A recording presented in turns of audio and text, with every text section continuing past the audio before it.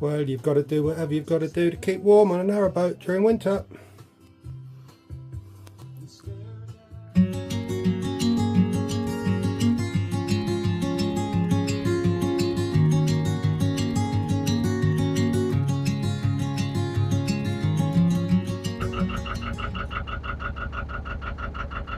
Living on a narrowboat during the winter can be quite challenging and can be quite harsh at times, particularly around about January, February time, when in the UK it becomes very frosty, potentially snow on the ground. The canal can freeze over, and often does. So if you're moored up in an area and it does freeze up, you actually get frozen in, so you can't move. So that's something to bear in mind. If you need to move and it's a frozen canal, you won't be able to. Because it's a metal box, then you have to consider that the colder it is outside, the colder it can get on the boat inside. The boats are insulated on the walls and on the ceiling, but not on the base. Underneath the floor, you tend to have what's called ballast, which keeps the boat level, not leaning to one side and sitting in the water correctly. So that is normally just wood on top of bricks on top of metal, and the colder it is outside, the colder the water is, so the colder the transfer into the boat. So you do need to have the sort of good insulation on the inside of your boat to combat the cold.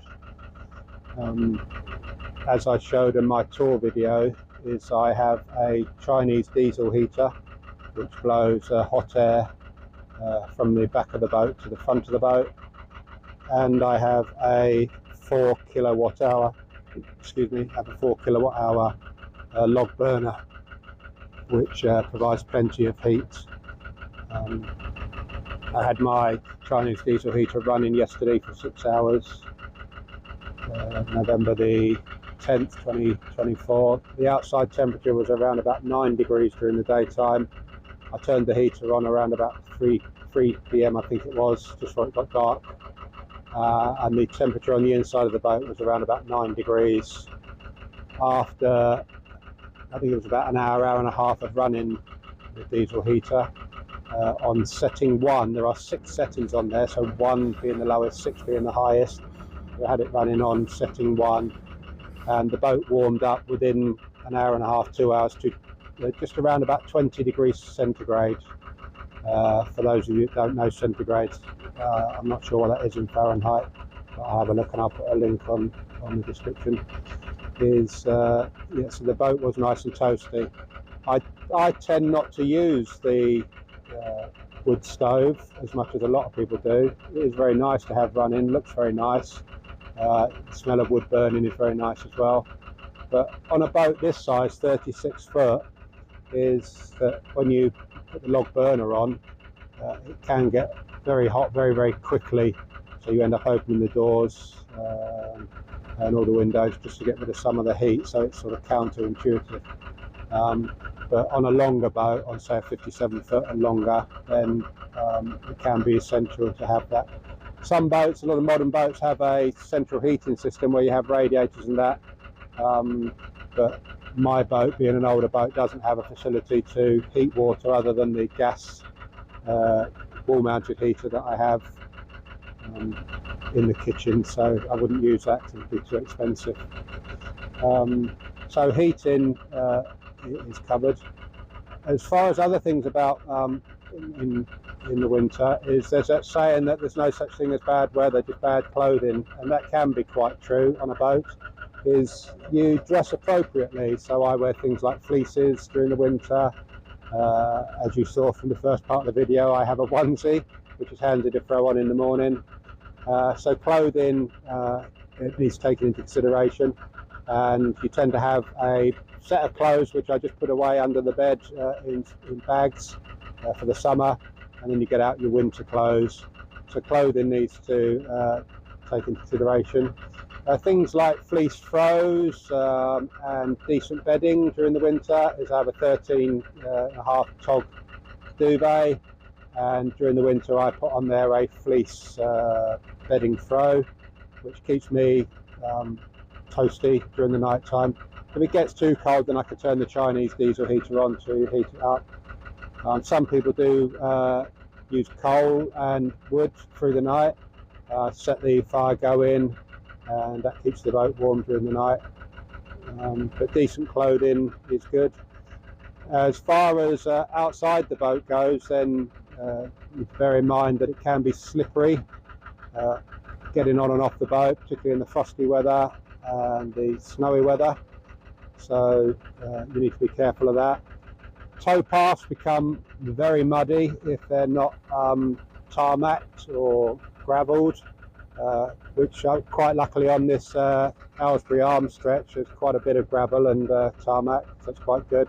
But any other areas, particularly areas way out in the country, particularly up north, is the tow paths can get very, very muddy, which isn't a major problem, but if you're going to be walking down there, particularly with dogs or going back to the car on a bike or whatever, that can be a hazard. And nothing worse than coming back after a nice long dog walk. The dogs are covered in mud and soaking wet, so you end up with a dirty old towel either on the back here or on the front before you go inside, toweling them down, and sometimes using a hose or a bucket to wash them down. So that can be a bit of a task. As far as fuel goes, is some boats, like I say, they use diesel for heating like I do. The cost of using diesel during the winter time can go up. It's currently about 98p a litre for red diesel is what we use, so it can actually be one of the cheapest ways of heating a boat, any kind of diesel heating. Coal, they normally come in like 20-25 kilo bags, and during the winter time is you can get through maybe half a bag during the daytime. If it's really, really cold, you can be spending sort of £50-60 a week just on coal, again depending on how much you use. Some of those burners, the coal and log burners, do have actually back boilers on them, so that's where you get your hot water from. The coal can be expensive during the summertime, but obviously it's offset by the in the winter time. Obviously it's offset by the summertime because you're not burning coal. Logs, a bag of logs off the fuel boat, I think is something like £18, but again it depends on how much you use at the time. I tend to get a lot of my logs or wood from the side of the canal, which is what you're allowed to do as long as you're not cutting trees down.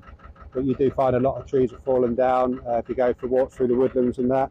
You can pick up logs and branches, bring them back to the boat, chop them up and use those. You have to be aware obviously of the restrictions on using log burners. They need to be seasoned and dried out. So any that I'm using at the time have been seasoned and dried out, so they don't cause a lot of smoke. And you do need to use smokeless coal because there are environmentalist agencies, there are environment agents that go around, as I've heard, that can actually fine you if they deem the fuel that you're using is not smokeless. So other than that, there aren't really any sort of major disadvantages in the winter, other than obviously it is colder than it is in the summer. The boat does get colder. I've certainly lived and been in much worse conditions than what this is, so it's not anything I worry about. But it is something to take into consideration. You are outdoors in the elements. Lucky today that Monday the 11th of November 2024, the sun's trying to break through the cloud. It is a bit chilly, but it's not too bad. But I'm stood on the back of the boat. There is warmth coming out from the engine, which isn't too bad. The dogs are sat next to me. They're okay. There isn't much wind today. But on days when it's pouring down with rain, it's very, very windy, then that can be a bit uncomfortable. Again, if you've got good clothing, good waterproofs and that, there's no reason why you can't move your boat in wet and windy weather. It's hard to move the boat in very windy weather because being a square box, and if the wind's coming from the side, it can actually push you in towards the banking. So not really advisable to move, particularly a bigger boat. in gale force winds, but I have seen people do it. It comes with experience. But it's nice being out here. Got the sun on my right hand side coming down. Not very warm, but it's nice. Going through nature, as you can see on the cameras. Got reeds either side here. Going nice and slowly, no point in rushing. Doing about 2 miles an hour. I'm moving up to my next mooring point, about 3 miles from where I've just come from. Just taking my time.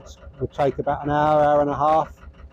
It is chilly, but yeah, it's not bad. So there are advantages of living on a narrowboat in the winter as there are in the summer. So it's something to be enjoyed. I'd rather be doing this than sitting in a house watching daytime TV, watching Judge Rinder, watching Antiques Road shows.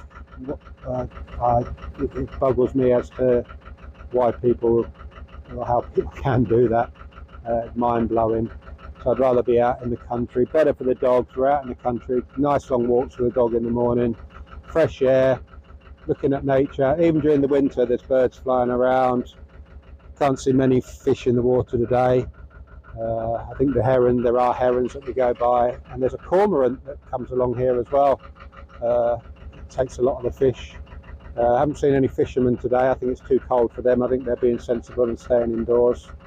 But what more could you ask for? Out in nature, breathing fresh air, moving my house to a new location, going to be in the country again. Yes, it may be winter, but it's not that bad. You may be wondering why I'm going so slow. Well, one is I'm not in any rush, so it's nice to go slow. There are no other boaters around because this stretch of the Aylesbury Arm is technically closed. The Canal and River Trust are repairing Lock 15 with new gates. Luckily I was on the other side of them, but they have closed this arm, the Aylesbury Arm, from the Grand Union at Marsworth Junction.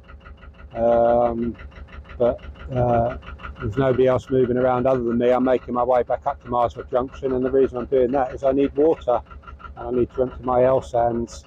Unfortunately for me, there are no water points between Aylesbury Basin behind me and Marsworth Junction, so 6 miles of canal, water at one end, water at the other.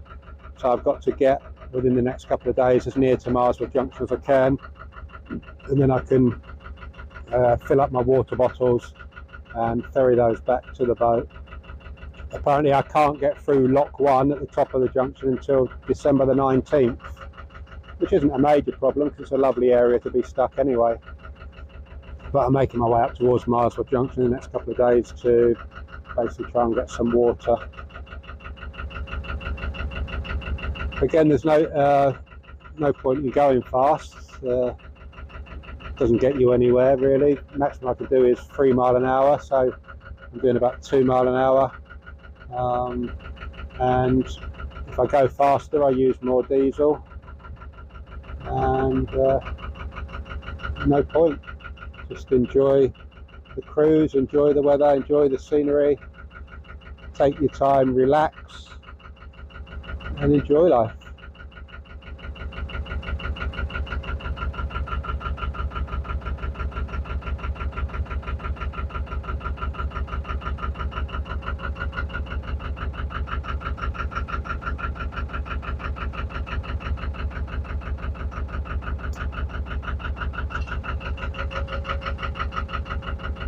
In relation to one of the questions that was on the do I have a car video, is this morning before setting off, it's now about 12:30, 12:45 in the afternoon, is before setting off is I went to the local Lidl, which is about 2 miles from where I was moored, so I used the car to go and get my weekly shopping. Again, you don't need a car unless it's vital. You do see people walking down the canal with trolleys and so on after being shopping. There are lots of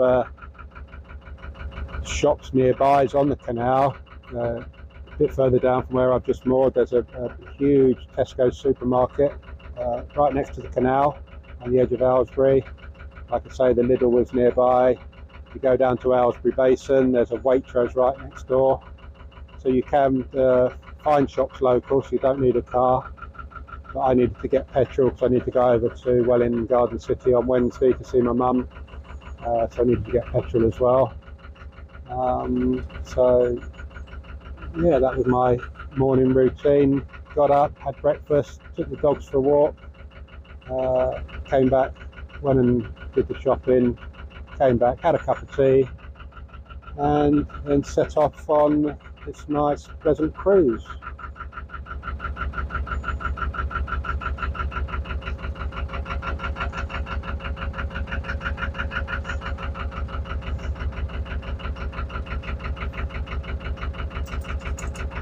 I'm sure if you can see behind me there, you can see there's reeds on either side of the canal, both on the towpath side and on this side.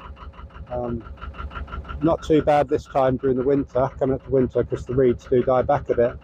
But the Canal and River Trust, as part of your licence fee, do get paid to maintain the canals. And when you come down here during the summertime, the reeds can actually grow across the canal and block you. And if you've got a boat coming from that direction, if I'm going that way, it can be a bit fun deciding who's actually going to give way to who, because I think this stretch of reeds is about 1/2 to 3/4 of a mile long. So if you do encounter a boat halfway along and they're not going to stop for you, if you do end up forcing your way into the reeds to get by, it can block your view as well. Can't really see through them at the moment, but it's not a bad thing. It is nature. Quite a few birds moving around in the reeds, obviously eating the seeds off them and maybe looking for winter bedding.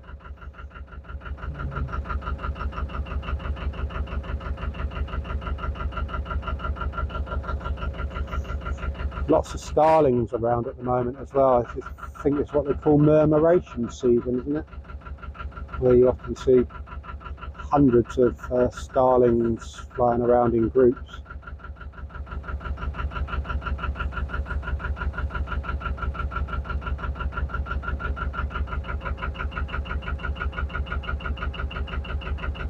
That sun's beautiful. Not very warm, but it's nice to have on your face. Cheers the soul up. Helps de-stress.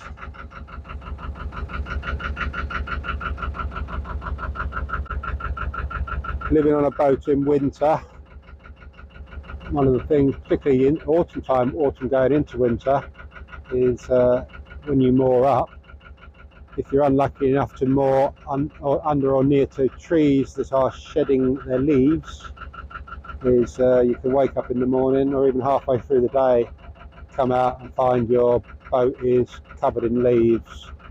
So you can spend a bit of time continually getting rid of the leaves.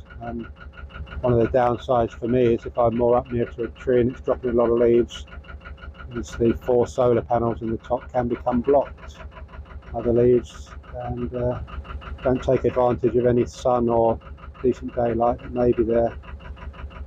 So leaves off trees can be a problem.